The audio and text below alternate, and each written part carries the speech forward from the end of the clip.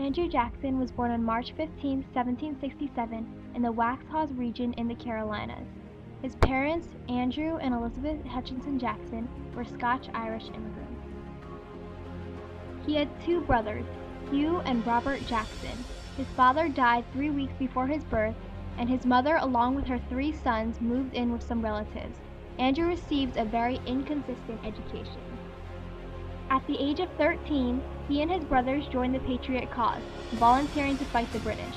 In one famous incident, Andrew was nearly killed after defying a British soldier when he was told to shine his boots. In 1779, Andrew's oldest brother, Hugh, died of heat stroke after the Battle of Stono Ferry. Shortly afterward, in 1781, Andrew and his other brother Robert were captured. They both contracted smallpox, and Robert ended up dying. Jackson became an orphan just a few years later at the age of 14 when his mother died of cholera. When he was 17, Jackson began studying law in Salisbury, North Carolina. After 3 years of studying, in 1787 he became a lawyer in Jonesboro. Jackson became known for his charming, wild, and motivated attitude. He was selected to be a public prosecutor in Nashville and moved there in 1788. In Nashville, he stayed at the house of Rachel Stockley Donaldson, the mother of Rachel Donaldson, his wife-to-be. Rachel Donaldson, at the time, was married to an abusive husband named Louis Roberts. As their relationship continued to grow rockier, they eventually separated, and Rachel returned to her mother's house. There, she met Andrew and they became good friends. When Rachel was sent on a trip to Natchez, Jackson accompanied her. In 1791, mistakenly assuming that Roberts had divorced her, Rachel married Jackson. When Roberts learned about their marriage, he used it as a reason to officially divorce Rachel in 1793. Rachel and Jackson then remarried again in 1794. Rachel played a major role in Jackson's life because she brought him peace and happiness. In 1805, Andrew Jackson challenged a rival horse breeder by the name of Charles Dickinson to a duel after he accused Jackson of cheating and insulted his wife. Dickinson was known to have the best shot in the state. They met in Logan, Kentucky. Jackson decided to let Dickinson have the first shot because he was not confident enough in his aim. He was shot a few inches away from his heart, nearly dying. He then covered up his wound to staunch the blood flow and pointed his gun at Dickinson. He took his shot, but it misfired. Rather than backing down, he fired again, this time killing Dickinson. Jackson's career in law was fairly successful. He was a delegate of the Tennessee Constitutional Convention, and after Tennessee was admitted as a state in 1796, Jackson became Tennessee's first representative in the U.S. House of Representatives. The following year, he served as part of the Senate, and then went on to serve as a judge for the Tennessee Supreme Court for a few years. Not only was Jackson successful in law, he was also prosperous as a landowner and merchant. In 1804, Jackson bought the Hermitage, a plantation in Davidson County. His plantation quickly grew in size, and he acquired many slaves to help him grow his primary crop, cotton. In 1801, Jackson became a major general of the Tennessee militia. When Jackson offered his services to President Madison, he was originally denied for his recklessness and his association with Aaron Burr. However, in December of 1812, he was finally made a major general. He was sent to Natchez with the goal to try and defend New Orleans. However, it was decided in March of 1813 that there was no longer a threat to New Orleans and that Jackson and his forces were not needed. Jackson's army was not offered any source of compensation or given a way to return. Jackson became outraged and decided to march the troops home on his own expenses. Despite many hardships, he successfully led them home, and his determination and toughness earned him the nickname Old Hickory.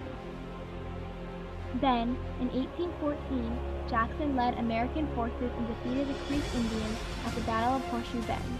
Following this battle, the Treaty of Fort Jackson was signed on August 9, 1814, giving the United States 23 million acres of land, which would become part of Georgia and Alabama.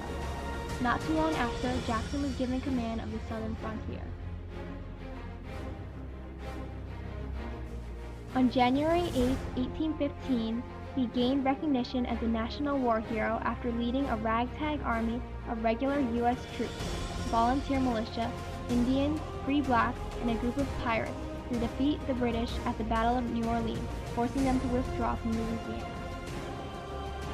A few years later, Jackson was sent to push back some Seminole Indians who were causing trouble along Florida's borders. Instead, he invaded Florida and captured the Spanish fort of Pensacola in an unauthorized invasion. Although some found his actions imprudent and punishable by law, others praised him. Secretary of State John Quincy Adams convinced officials not to punish him, and in the end, Spain turned Florida over to the U.S. under the Adams-Onis Treaty. Jackson was named governor of Florida and held the position until December 1821. In 1822, Jackson was re-elected to the Senate. Then, in 1824, Jackson ran for president against three other major candidates, Henry Clay, William Crawford, and John Quincy Adams. Although Jackson was the most popular candidate, he did not win the majority of the electoral votes. The vote was sent to the House of Representatives. It was supposed to be between the top three candidates, Crawford, Adams, and Jackson. However, Crawford contracted a stroke, leaving Jackson and Adams the only two candidates in the vote. At the time, however, Henry Clay was the Speaker of the House. He met with John Quincy Adams the night before the vote, and the next day he threw his support for Adams. As a result, Adams won the election, naming Clay his Secretary of State 3 days later. Andrew Jackson was furious and called the election a corrupt bargain. He quit his position in the Senate and vowed to spend the next 4 years campaigning to get Adams and Clay out of office. In 1828, he succeeded, becoming the 7th president. His vice president was John C. Calhoun. Sadly, Rachel Jackson died of a heart attack 2 months before Jackson's presidential inauguration. It was said that she died of a broken heart after facing many insults from Adams supporters during the election. Jackson was very upset by this and was reluctant to take on his position as president. Eventually he agrees, but he will never come to forgive those who hurt his wife. As a president, Jackson believed that he was a representative of the people. He earned the title of the People's President. Early in his presidency, Jackson implemented a system known as the spoils system, in which government positions were given to his supporters and friends. Jackson fired many federal officials and replaced them with people who had helped him to win, saying, "The victor go the spoils." In 1828, a scandal took place in which many Washington elites, specifically the wives of other cabinet members, refused to associate with Peggy Eaton. She and Jackson's Secretary of War, John Eaton, had married, and rumors were spread that they had had an affair before the death of John B. Timberlake, Peggy's first husband. When she married Eaton, shortly after the death of Timberlake, the wives of many cabinet members, led by Mrs. Calhoun, were appalled. They socially detested Eaton and his wife. President Jackson sided with his good friend John Eaton because Rachel had also been a victim of similar accusations and insults when she had married Jackson.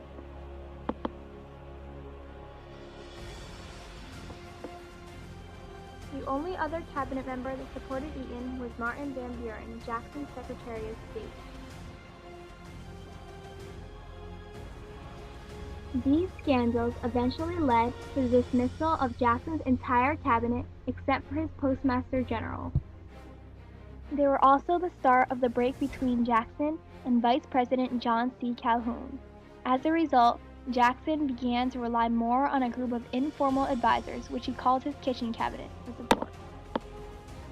Another defining event of Jackson's presidency was the Maysville Road Veto.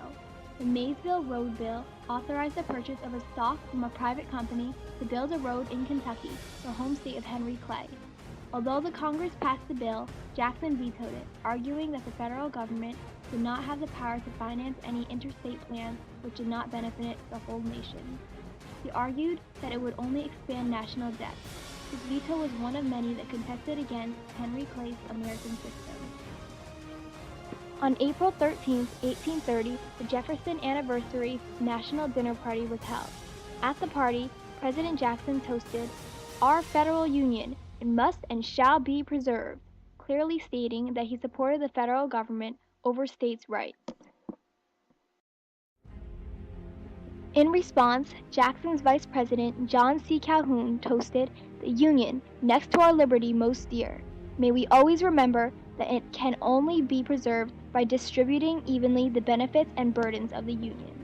He had wanted Jackson to publicly announce his support of states' rights. However, his failure in doing so led to the final break between him and Jackson. On May 28, 1830, Jackson signed the Indian Removal Act, allowing him to negotiate the transfer of Indians from their territories east of the Mississippi to land west of the Mississippi. Upon the passing of this act, Jackson and treaty negotiators persuaded and even forced many Indian tribes to sign removal treaties. When the Cherokee nations went to court, Chief Justice John Marshall ruled that they could remain in their homeland. However, Jackson ignored the Supreme Court's ruling. This would eventually lead to the forcing out of Cherokee and Creek Indians along what became known as the Trail of Tears. One of the most defining acts of Jackson's presidency was the veto of the recharter of the Second Bank of the United States on July 10, 1832.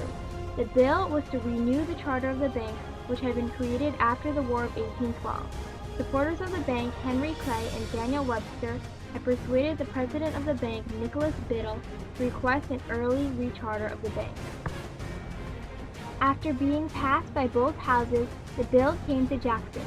Despite the fact that many other Jacksonians favored the recharter, Jackson vetoed the bill. He explained in an extensive speech that he found the bank to be unconstitutional.